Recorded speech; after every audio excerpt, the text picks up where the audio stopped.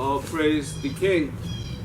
Welcome to Eyewitness, an eye with an eye, an unscripted source where we reason to discover truth, supporting the struggle for international justice. We're speaking about framing. This is after the video on information. So this is involved in communication. If we think about a frame, we often think about a portrayal, some kind of picture, and in most cases it has to do with a person. However, it doesn't always have to do with a person. Events can be framed like, this event happened. Why did it happen? Let's say it's a wildfire and the electric companies are liable. They can frame it so that it wasn't actually the fault of the utility company, but rather a fire or a natural disaster, for example. We're speaking mostly in this video about personality framing. We're talking about the framing that most people, recognize, the kind of thing, that people say, you've been framed. What is it? What does that mean? I guess it's popular now to say that, perhaps, but let's try to put this into context. So again, we're looking at a kind of a picture. Now, anything can be inside this picture, right?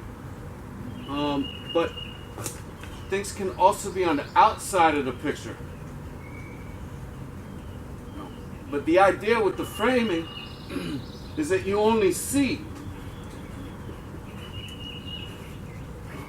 what it is that you're being shown in the picture. Yeah. So, some people are able to, like they say, think outside the box. Well, that's basically what's going on.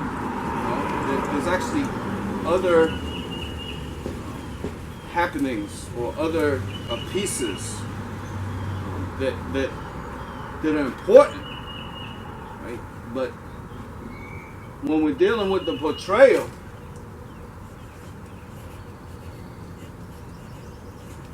you see, most people don't see those other pieces. Yeah. So, again, it starts with information. The idea is that you're communicating.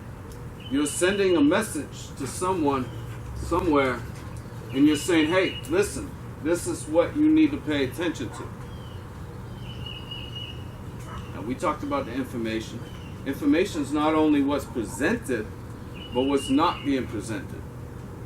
So, if something is not mentioned on the media, we're going to call this the media. This is mostly what people see. Everything what people see is this media thing. If you try to research, this is another side point, but if you try to research these companies, you often can't find out who owns them.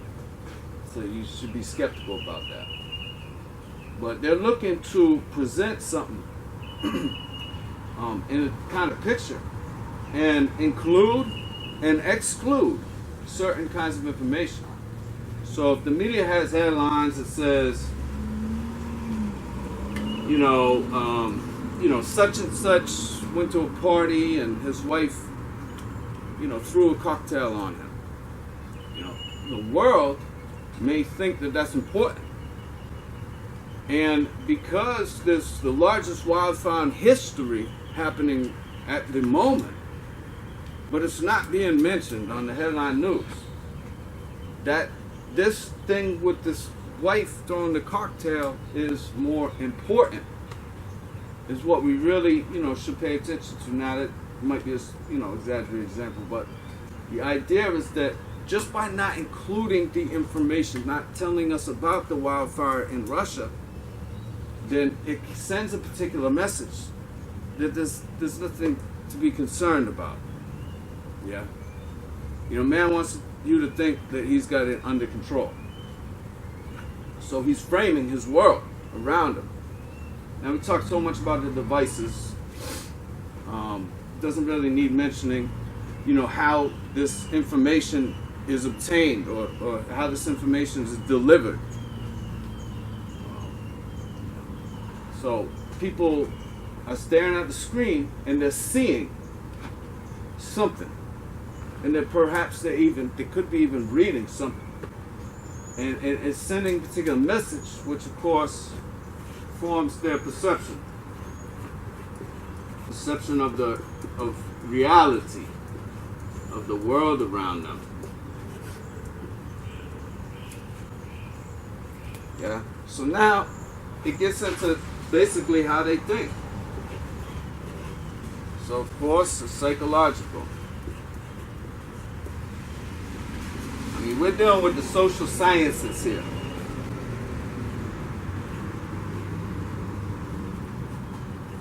And it's almost always psychological. Yeah. Of course, this is what affects how people think. And therefore,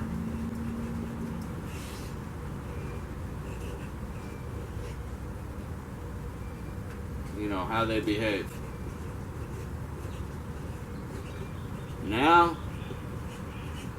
their activities can be monitored, and the world class can look for a way to frame them.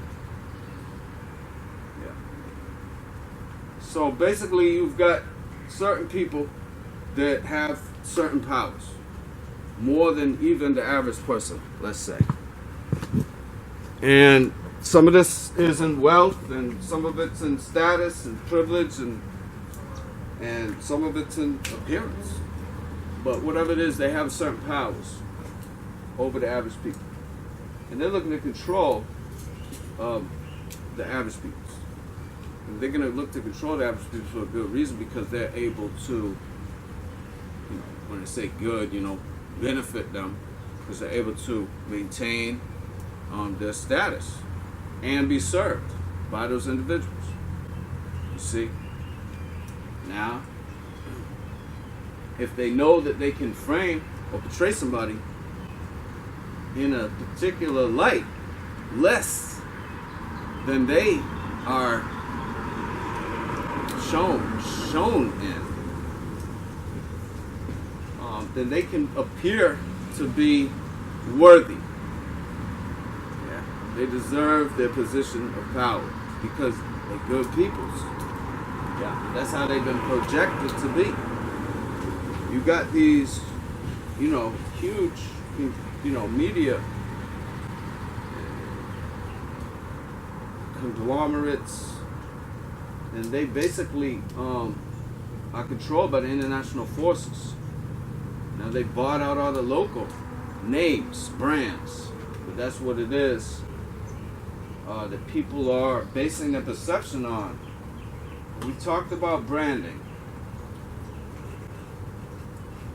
So basically, once people have determined that a brand is trustworthy, it's a newspaper, for example. Their grandparent used to read it. So they like to believe what it says. It fits into their heritage. And, the large corporations, the international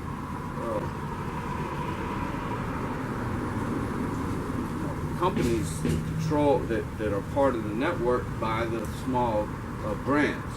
Now they become underneath the umbrella.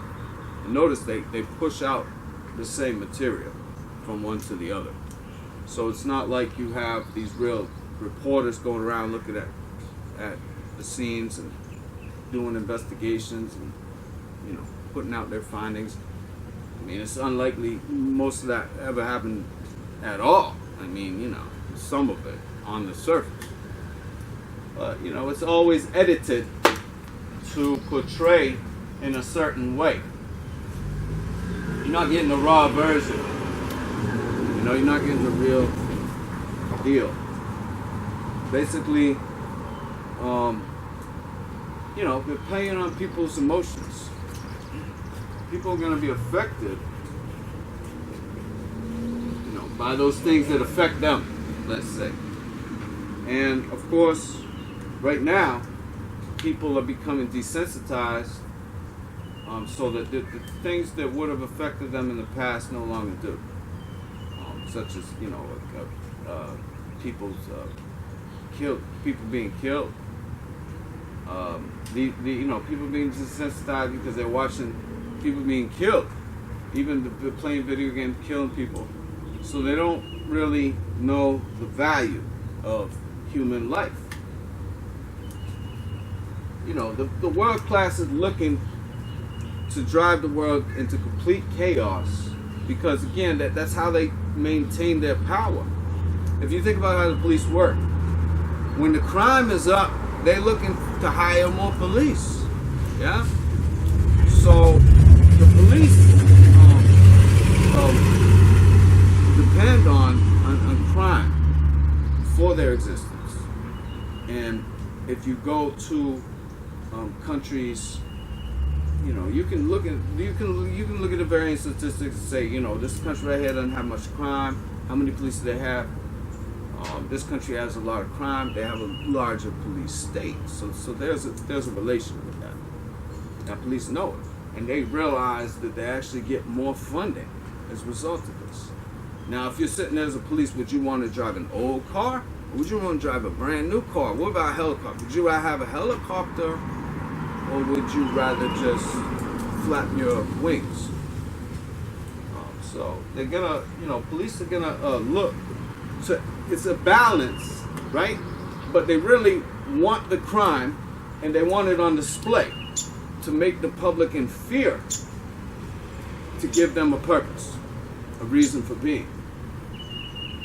And also, you know, the public, if the public perceives that there's more of a danger, then they're going to give more respect to those professions. You see? So, in this game, the media industrial complex is tied in to the judicial industrial complex, because that's how the world class maintain control over the powers of the populations. Now, again, they're looking to include certain information and exclude information when they're dealing with certain individuals, certain scenes, certain events, and they're looking to play off of people's emotions. So, for example, if they like to paint someone out to be something that they're not, they can send the information to people that affects. You know, so if you got a situation where somebody's being accused of filming a 9-year-old girl skirt in a Walmart, you're gonna go ahead and target. They call ad targeting to all the mothers in the area that would be emotionally affected. And this, the media industrial complex has these powers that they didn't never have before because of that smartphone.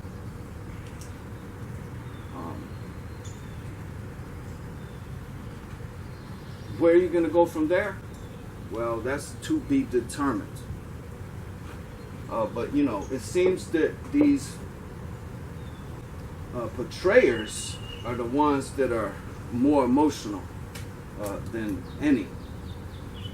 You know, and we can talk about jealousy, but let's just say that when they feel like they're under threat,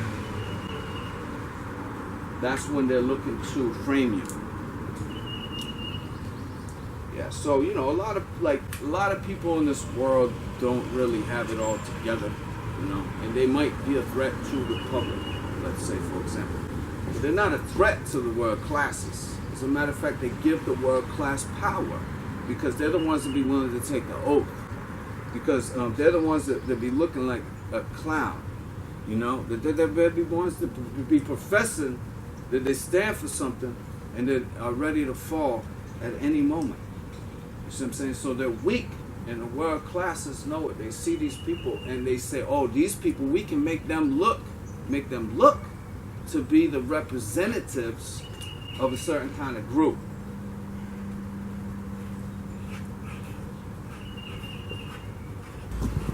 So it's a perception thing, feeding information to make an appearance of a representation of particular peoples or associations.